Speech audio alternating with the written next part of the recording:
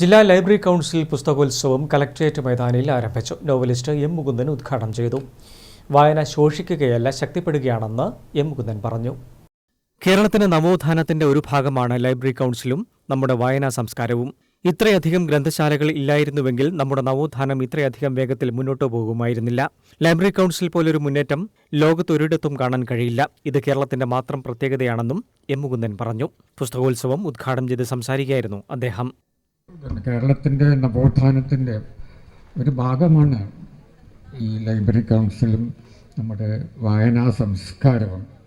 എനിക്ക് തോന്നുന്നത് ഗ്രന്ഥശാലകൾ ഇല്ലായിരുന്നുവെങ്കിൽ നമ്മുടെ നവോത്ഥാനം ഇത്രയും വേഗതയിൽ മുമ്പോട്ട് പോകുമായിരുന്നത്.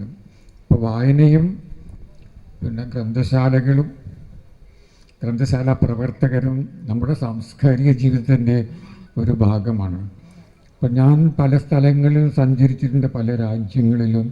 ഒരിടത്തും ഞാൻ കണ്ടിട്ടില്ല ഈ ലൈബ്രറി കൗൺസിൽ പോലുള്ള ഒരു മുന്നേറ്റം.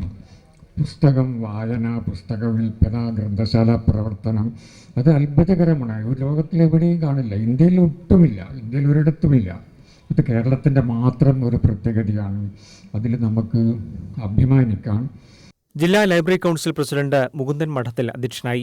ആദ്യ വിൽപ്പന കോർപ്പറേഷൻ മേയർ മുസ്ലിം മഠത്തിൽ നിന്നും തായമ്പൊയിൽ സഫ്ദർ ഹാഷ്മി ഗ്രന്ഥാലയം പ്രവർത്തകർ ഏറ്റുവാങ്ങി.